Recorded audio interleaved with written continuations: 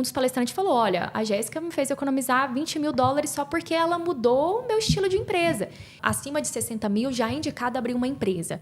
Por quê? O que acontece? Quando a pessoa trabalha como autônoma, por exemplo, além da porcentagem federal, estadual, que aqui em Massachusetts também tem, você também paga uma taxa de 15,4%, que é Self-Employment Tax. Eu te garanto que você vai economizar muito imposto e muitos milhões de dólares.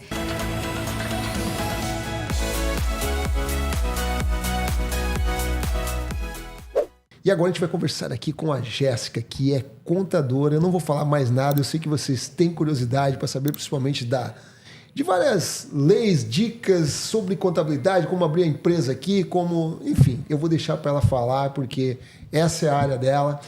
Jéssica, seja muito bem-vinda ao Vida Inteligente na América Podcast. Conta então para nós aí como é que é hoje estar aqui nos Estados Unidos fazendo algo totalmente diferente do que você começou a sua formação no Brasil. Sim. Olá, é um prazer enorme estar aqui com vocês. Espero, que esse podcast eu possa colaborar de alguma maneira, talvez com dicas para facilitar a vida, de empreendedor. Sim, a minha formação é em engenharia civil, sou formada em engenharia civil, fiz especialização em Harvard na parte de contabilidade e gerenciamento financeiro. Eu digo que a parte de empresa aqui é um bicho de 7 cabeças, porém não é. Se você for conhecer na essência de como realmente ministrar uma empresa, como fazer o imposto, como seguir as regras, é bem mais simples do que imagina. Não é esse bicho de 7 cabeças que todo mundo pensa. Então, eu gosto muito de participar, inclusive muito desses eventos, para desmistificar essa ideia de que imposto é ruim, que ninguém quer pagar imposto, ou que é um bicho de 7 cabeças realmente lidar com uma empresa. É bem assim, se caso você seguir, eu sempre falo, uma receitinha de bolo, você consegue entender, aprimorar, crescer e faturar mais e ter mais profit para sua empresa, que é lucro, né? Perfeito. Eu vou começar já com uma pergunta assim. Quais os benefícios que você vê de uma pessoa vir para cá para os Estados Unidos, trabalhando, né? Uhum. Às vezes está trabalhando para uma outra pessoa e tudo. Uhum. Mesmo, eu penso assim, mesmo que a pessoa não venha necessariamente já exercer, uma atividade com a empresa, mas o que você diria para a pessoa em relação a isso? Qual o benefício de a pessoa já começar, se lá no futuro ela pensa em empreender algo, de já... aqui não se chama de CNPJ, né? EIN number, sim. Ok, qual, digamos, o benefício de a pessoa já começar, chegar aqui, eu penso no futuro, eu vou ter uma empresa de construção, uma empresa de limpeza, ou uma empresa de contabilidade, não tem concorrência nesse negócio. Qual o benefício já do início, já se pensar nisso? O que acontece é que ao longo do tempo você consegue construir um crédito próprio para a empresa, por exemplo. Então, você é bem mais bem visto pelo um banco se você tiver uma empresa já com muitos anos no mercado. Fora as licenças que você consegue tirar. Lembrando, cada ramo há uma licença diferente ou o projeto que você tem que ter uma licença diferente. Então, você consegue ter a habilidade para tirar essas licenças para realmente, quando você estiver pronto, você já está com todas as licenças, já está com tudo em dia, a empresa aberta. Então, eu vejo que o benefício de ter uma empresa assim, bem antecipadamente seria mais para isso, realmente. Para se organizar, tanto financeiramente quanto questão de licenças e construir um crédito para a empresa. Porque poucas pessoas sabem que a empresa também tem como construir um crédito separado da pessoa física. É simplesmente você fazer um número que chama DUNS Number. Você cria esse número, a partir desse momento que você cria, começa a criar um crédito para a empresa separado da sua pessoa física. Uau, eu nem sabia disso. É muito legal e poucas pessoas sabem. Nem sabia disso. Eu tive que esperar 5 anos para a empresa fazer 5 anos para mim ter... hoje, por exemplo, se eu precisar financiar um carro, alguma coisa, não preciso mais utilizar o meu nome como sponsor. E se você, desde o início, tiver esse número e começar a trabalhar... Poderia repetir, por gentileza? Que as pessoas acreditam claro. Para mim isso é novo. E é super simples. Você precisa de um número que chama DUNS Number. É DUNS. DUNS Number. Eu já vou... A partir do momento que você cria esse registro, o que acontece? A sua empresa ela tem o crédito separado da sua pessoa física. Então, você consegue construir o crédito da empresa separado da sua pessoa física. E como é que a pessoa faz para estar movimentando esse número? Ele está sendo visto pelos bancos? Você utilizar no início esse número para construir crédito nele? Funciona como se fosse uma pessoa física mesmo, lógico, tem algumas diferenças, mas assim, basicamente pessoa física seria linha de crédito com bancos diferentes. Digo, linha de crédito seria contas abertas, a movimentação que você faz, o imposto de renda que você faz, as contas se está sendo paga no nome da empresa nas datas corretas e etc. Funciona basicamente como uma pessoa física, mas voltado para a empresa. Por exemplo, os cartões de créditos no nome da companhia ali, no nome da empresa, eles contam para esse crédito também? Exato. Tudo isso. Vai comprar um carro, o título da empresa. Interessante isso. Eu acredito que muita gente também não sabia, né? Então, fica aqui a dica da Jéssica. E, Jéssica, você falou para nós que atende toda Massachusetts e também na Flórida, é isso? Exato. Então, nosso escritório de contabilidade sou eu e meu irmão, Jean. Eu tomo conta atualmente da parte de Massachusetts e o Jean está na parte da Flórida. Nosso escritório em Orlando, na Flórida.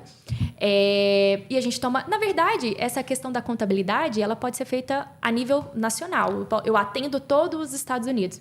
Inclusive, tenho clientes de vários estados diferentes que eu nem sabia que existia, tá? Porém, a gente pode fazer imposto em todos os Estados Unidos. Então, Califórnia, New México, Connecticut, New Hampshire, todos os estados. Mas, fisicamente, estamos em Massachusetts e na Flórida, Orlando. Interessante isso. Eu acreditava que para você precisava estar dentro do estado, pelo menos, para fazer... Não. A nossa licença abrange todos os Estados Unidos. E hoje, né, atualmente, depois do Covid, informatizou muito essa parte de imposto. Então, hoje em dia, aceita-se assinatura eletrônica. Então... eu posso fazer um imposto... O cliente não precisa estar te visitando presencialmente no escritório. Isso. Eu preciso fazer verificação, por exemplo, de identidade, algumas coisas que eu posso fazer via vídeo, algumas identificações que eu posso fazer. A partir do momento que eu já identifico essa pessoa, pego a assinatura eletrônica, eu já estou apta a realmente fazer um imposto, por exemplo, para essa empresa. Com certeza. Ou pessoa. Que legal. E Jéssica, falando um pouco mais do teu business, do teu escritório, o que você acha assim, que é o diferencial? Como que você instrui os teus clientes a declarar o imposto, a forma correta, o que, digamos, declarar, o que não. Você poderia falar um pouco mais sobre isso para falar do seu diferencial, como que você cuida do teu cliente? Sim, nós sempre falamos que o nosso diferencial é que nós somos parceiros das pessoas que estão lá com a gente. O que seria isso, né?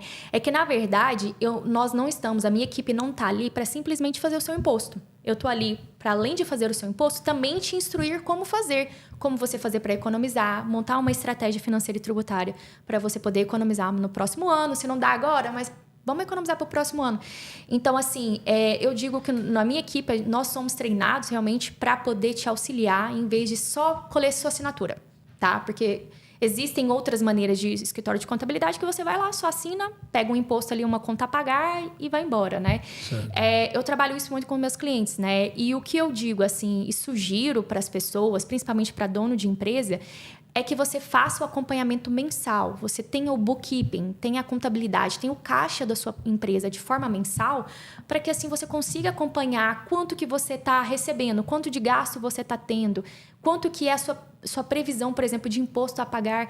Porque é a partir daí que surge o imposto, é a partir do seu bookkeeping, é a partir da sua contabilidade que nós fazemos o imposto.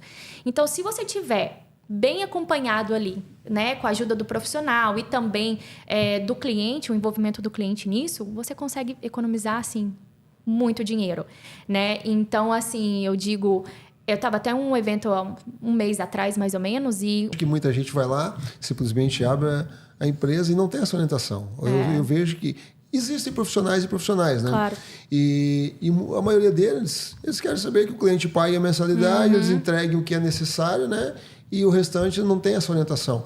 Por que eu estou te falando isso? Porque eu já passei por isso um tempo atrás e também eu já vi, tipo aquele negócio, a comparação, por exemplo, de táxi. Um pagou $20 mil de táxi, o outro pagou $2 mil de táxi. Onde que está o processo? Eu acredito que em orientação, né? Sim. Que às vezes você não tem a orientação adequada para fazer. Agora, em questão do tax, o que você pode dizer que traz de benefícios não só a curto, mas a longo prazo na vida de uma pessoa, que mesmo a pessoa... Porque tem muita gente que vem para cá, tem empresas e são indocumentados ainda, tudo, mas que eles estão construindo uma vida aqui. Mas que benefício, desde o início, a pessoa já procurar um contador, já começar, mesmo que não tenha, então, a empresa, mas contribuir com o tax, tanto estadual como federal. Bom, eu acredito que aqui nos Estados Unidos é muito voltado para a área de crédito. Se você não tem um crédito, nós dizemos, né? Você não é ninguém.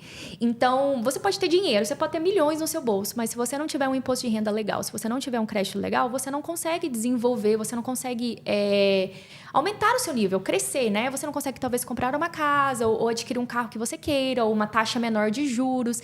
Então, eu acredito que as pessoas que fazem imposto, mesmo que seja com IT number, indocumentado e etc., o benefício primeiramente, você está 100% correto com seus deveres, né, fiscais, lógico. Mas também essa construção de crédito a longo prazo. E também é muito bem visto pela imigração quando você tem um histórico legal de imposto. Tanto é que é exigido em qualquer processo imigratório que apresente imposto de renda. Então, interessante, é essencial. Você que pensa em se legalizar, já vai pensando nisso aí. E o imposto, como que ele é assim calculado? Porque às vezes as pessoas vão procurar trabalho, elas pedem, pode pagar em cash, tudo aquilo, tento de toda forma fugir do imposto. O imposto é tão caro assim, então, digamos, por que ele causa tanto espanto nas pessoas, assim, as pessoas procuram de toda forma fugir disso?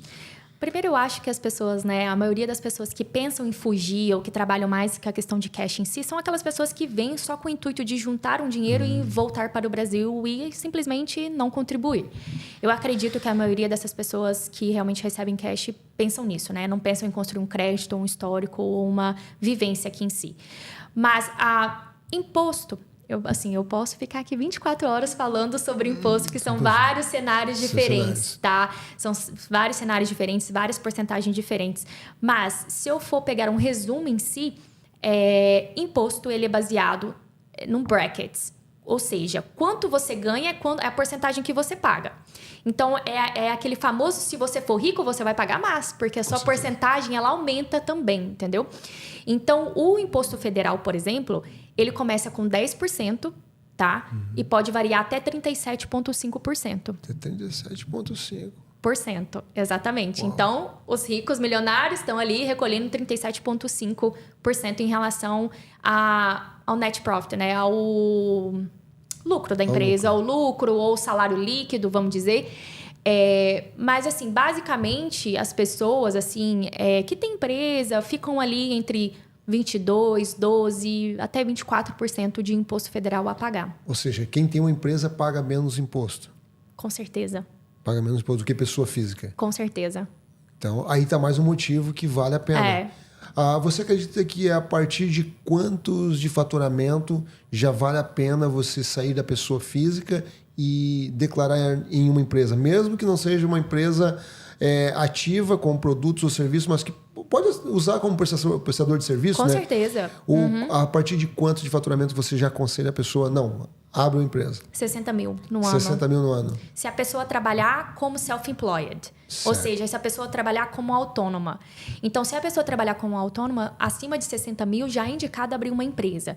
Por quê? O que acontece? Quando a pessoa trabalha como autônoma, por exemplo, além da porcentagem federal, estadual, que aqui em Massachusetts também tem, você também paga uma taxa de 15,4%, que é Self-Employment Tax. Tem mais então, isso. vamos dizer que você está lá no bracket mais baixo, que seria 10%, por exemplo. Então, você paga 10 mais 15,4%. Então, 25,4% só no federal. Então, assim, realmente é o meio mais caro de se fazer, tá? Na pessoa física.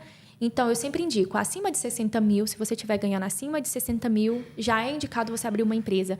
Por quê? O que acontece? A empresa você não paga os 15,4%. Você só pagaria, por exemplo, nesse exemplo que nós estamos dando, 10%. 10% da empresa. Exato. Isso é muito mais barato, se for calcular Porque as taxas da empresa anual, geralmente, as taxas obrigatórias, em torno de quantos? Se a empresa for uma S-Corp, por exemplo, que é uma Small Corporation, aqui em Massachusetts é $600 no ano. $600. Se for uma LLC, $1.050. $1.050. LLC... Você entendeu? A Inc, né? Quando você fala... Inc é corporação. Inc é corporação, né? Isso. Que é $600. Isso, exato, por ano. ano. Qual que é a diferença delas? Vamos falar um pouquinho disso? Vamos, claro. Então... Porque o que acontece? Basicamente, existem 4 tipos de empresas que você pode abrir. Uma DBA, que a gente fala Doing Business As.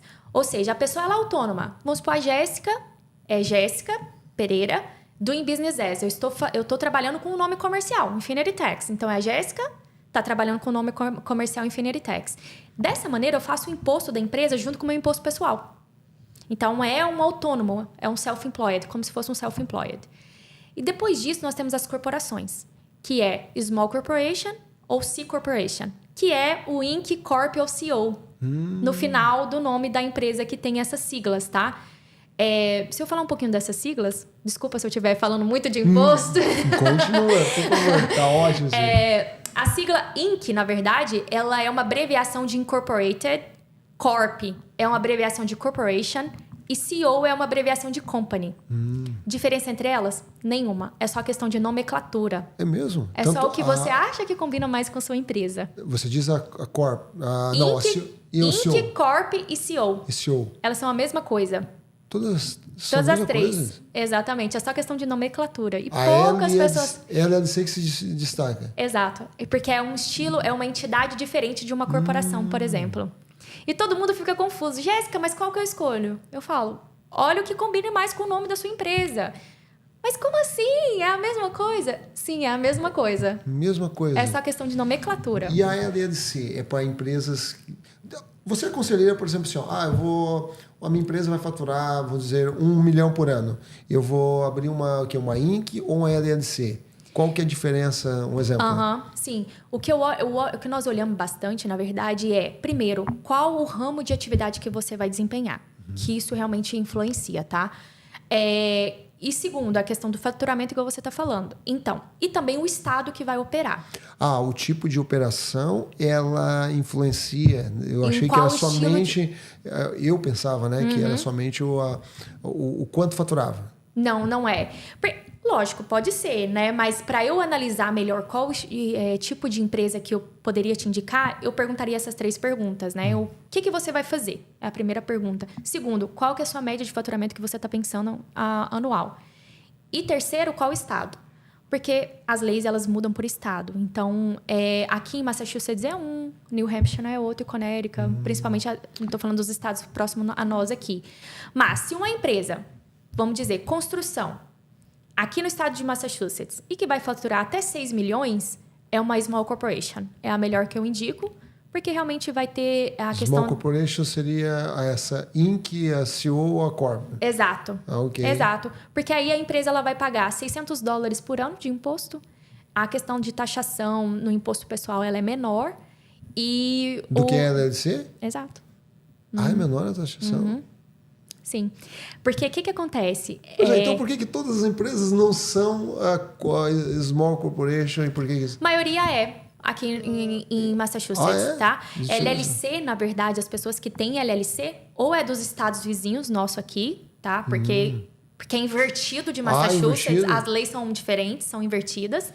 Ou são empresas que trabalham com real estate, propriedades. Eu ia te perguntar sobre isso. Exato. Porque onde eu aluguei o estúdio lá é uma LLC. Exclusivamente, não digo exclusivamente, mas As taxas são mais altas? são mais altas. Anuais. Exato. Mas o que favorece a LLC? Questão do liability, questão da responsabilidade da empresa. A LLC, ela te protege mais a sua pessoa física do que uma corporação, por exemplo. O que seria isso, né? Eu sempre vou lá no extremo.